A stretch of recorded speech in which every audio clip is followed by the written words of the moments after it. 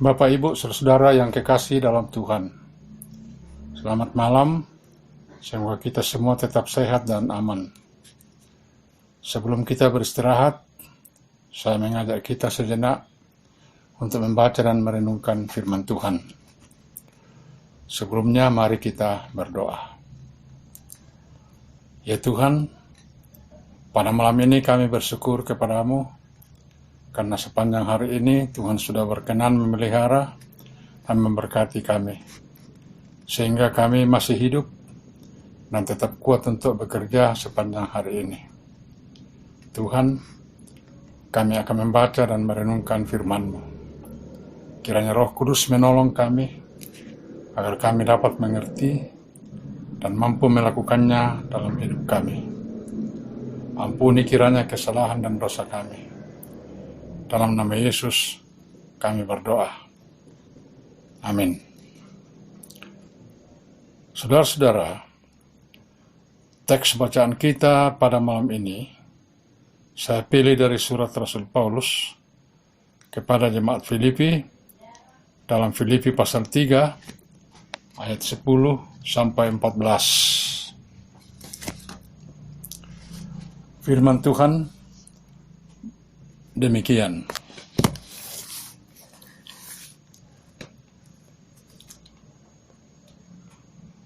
Yang kukehendaki ialah mengenal Dia dan kuasa kebangkitannya dan persekutuan dalam penderitaannya, di mana aku dapat menjadi serupa dengan Dia dalam kematiannya, supaya aku akhirnya beroleh kebangkitan dari antara orang mati. Bukan seolah-olah aku telah memperoleh hal ini atau telah sempurna, melainkan aku mengejarnya, kalau aku dapat juga menangkapnya, karena aku pun telah ditangkap oleh Kristus Yesus. Saudara-saudara, aku sendiri tidak menganggap bahwa aku telah menangkapnya, tetapi ini yang kulakukan. Aku melupakan apa yang telah di belakangku dan mengerahkan diri kepada apa yang di hadapanku, dan berlari-lari kepada tujuan untuk memperoleh hadiah, yaitu panggilan surgawi dari Allah dalam Kristus Yesus.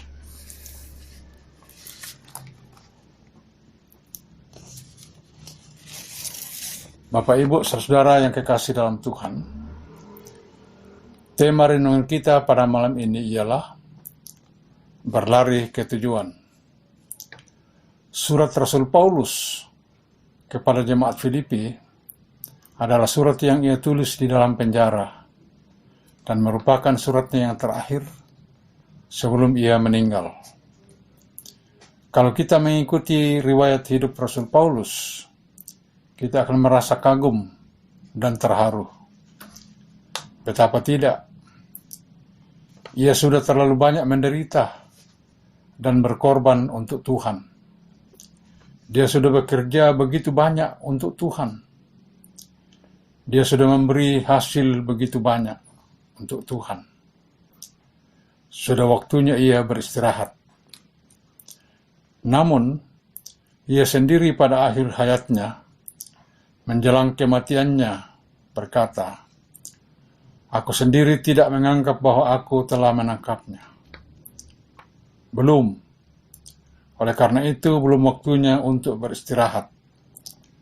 Sebelum hidup ini berakhir, tidak ada waktu untuk beristirahat dan berhenti. Lalu bagaimana?" Paulus berkata, "Aku melupakan apa yang telah di belakangku dan mengerahkan diri kepada apa yang di hadapanku, dan berlari-lari kepada tujuan untuk memperoleh hadiah, yaitu panggilan surgawi dari Allah dalam Kristus Yesus." Apa artinya? Artinya bagi Paulus, seluruh hidup orang percaya adalah perjuangan dan perlombaan. Seluruh hidup orang percaya adalah di dalam perjalanan, terus berjalan, terus berlari, tak pernah merasa sudah sampai. Saudara-saudara, Rasul Paulus telah mewariskan kepada kita bagaimana mengikut Tuhan Yesus dan bagaimana bekerja mengabdikan diri kepadanya.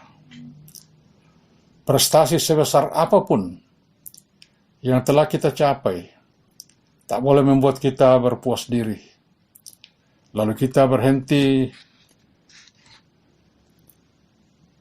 untuk beristirahat. Dan kesulitan sebesar apapun tak boleh membuat kita putus asa dan berkecil hati. Kita harus terus berlari ke tujuan. Persoalannya ialah bagaimana kita harus berlari. Untuk menjawab pertanyaan tersebut, mari kita menyimak apa yang dikatakan oleh penulis kitab Ibrani dalam Ibrani 12 ayat 1 dan 2. Dikatakan demikian, marilah kita menanggalkan semua beban dan dosa yang begitu merintangi kita dan berlomba dengan tekun dalam perlombaan yang diwajibkan bagi kita.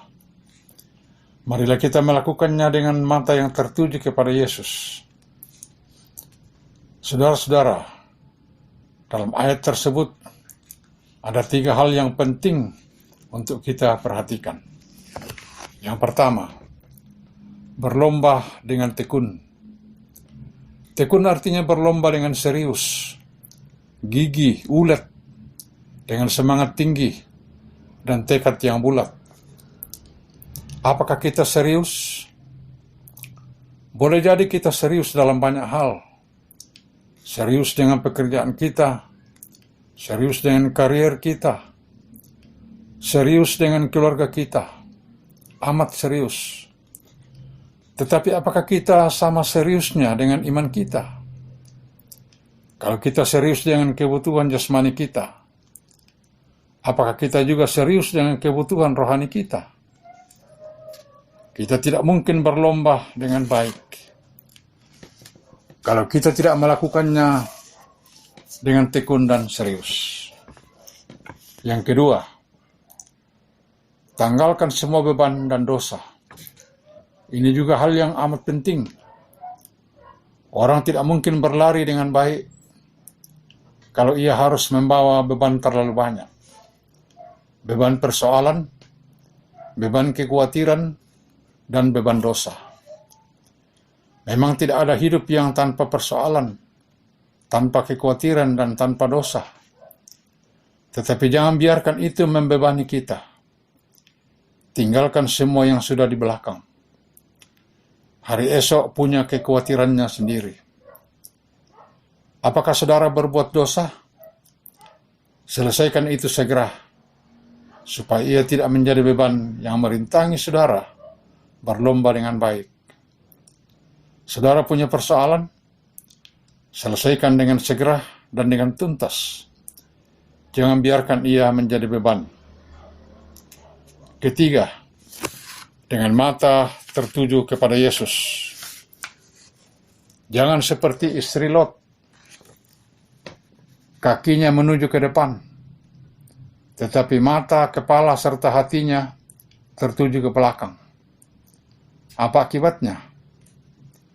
Ia tidak pernah sampai ke tujuan. Istri Lot adalah contoh orang-orang Kristen yang masih mendua hati. Ikut Yesus mau, tetapi tidak mau meninggalkan cara hidup yang lama, sifat yang lama, dan keinginan yang lama. Padahal Yesus berkata, seorang hamba itu tidak dapat mengabdi kepada 2 tuan. Saudara-saudara, tentu kita semua ingin sampai ke tujuan akhir. Kuncinya, biarlah Tuhan menguasai hidup kita seluruhnya dan semuanya. Hati, kepala, waktu, tenaga, dan harta benda kita. Sebab Kristus telah mati untuk semua orang, supaya mereka yang hidup tidak lagi hidup untuk dirinya sendiri, tetapi untuk Yesus yang telah mati dan telah dibangkitkan untuk mereka. Saudara-saudara, mari kita berlomba dengan tekun, tanpa beban berat, menuju tujuan akhir, yaitu hidup bersama Yesus. Amin.